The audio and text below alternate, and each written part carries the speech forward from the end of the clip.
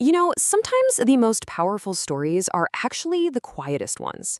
And that is absolutely the case when we're talking about Saint Kateri Tekakwitha.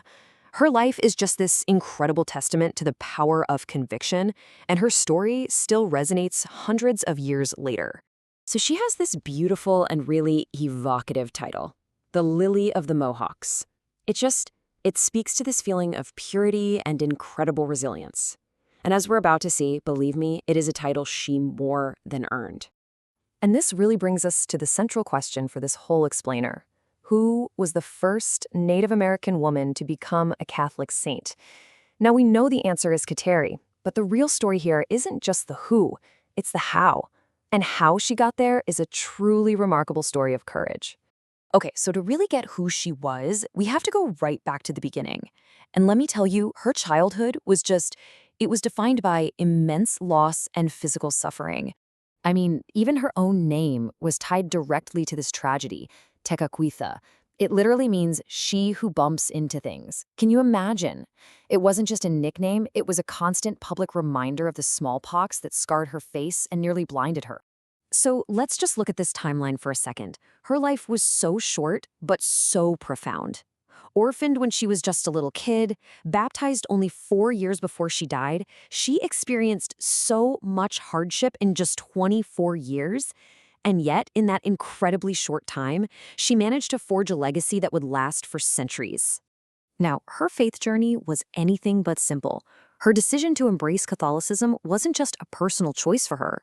It was a truly dangerous act of rebellion against everything her community expected of her. And you can really see the intense pressure she was under right here. On one side, you have the life her uncle and her village wanted for her. And on the other, well, look at the severe consequences of her faith. She was mocked, she was threatened, she was even denied food for refusing to work on Sundays. This was not an easy path by any stretch of the imagination. So, how did she respond to all this? She did something radical. She fled. And get this, she traveled 200 miles on foot, alone, through the dense wilderness of 17th century North America. It's an almost unimaginable journey, driven entirely by her desire to practice her faith without being persecuted. And when she finally arrived at the Jesuit mission in Canada, she didn't just blend in. Oh, no. She went all in. She dedicated herself completely, becoming known for her deep prayer and ascetic practices. And then she took a vow of perpetual virginity, something that was just completely unheard of for a Mohawk woman at the time. It signaled her total commitment to our new spiritual path.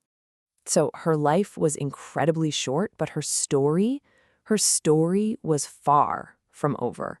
In fact, you could say that in a lot of ways, it was just beginning at the very moment of her death. These were her final words. After a life filled with so much suffering and devotion, her last breath was a simple, powerful declaration of her love for Jesus, spoken in her own language. And then, something incredible happened.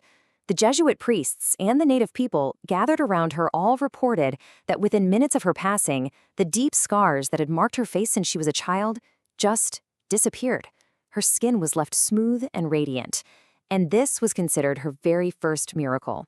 Okay, so the path to sainthood in the Catholic Church is a long and very meticulous process. For Kateri, it took nearly 300 years. The Church requires this slow, deliberate investigation, which includes verifying actual miracles. So let's look at the one that finally sealed her case. So fast forward all the way to 2006. A young boy named Jake Finkbonner was on the brink of death from a terrifying flesh-eating disease. His family, who actually shared Kateri's indigenous heritage, prayed intensely for her to help. Well, his doctors were absolutely stunned when he made a complete and medically inexplicable recovery. This was it. This was the final, confirmed miracle needed for her canonization. So we have a 17th century Mohawk woman, a miracle in the 21st century. Why does this all matter to us now? Well, her legacy is surprisingly relevant. Her impact is huge, and it's multifaceted. For Indigenous Catholics, she is such a powerful symbol of how faith and heritage can coexist. She's honored as a patron saint of the environment because of her deep connection to nature. And for anyone at all who has ever felt like they don't quite fit in, her story is just a beacon of courageous individuality. So what can we take away from her life? Well, a few profound lessons. First, that real faith isn't easy. It takes grit. Second, that integrity matters. She chose what she believed was right over what was convenient, and that had profound power. And finally, she reminds us that suffering doesn't have to be the end of the story. It can be transformed into a source of strength and grace. And this brings us to a final, powerful question to think about. In our world, which is filled with so much noise and pressure to conform, Kateri's story of quiet, unshakable conviction feels more important than ever. What can we learn from a life lived with that much focus and integrity? It's really something worth thinking about.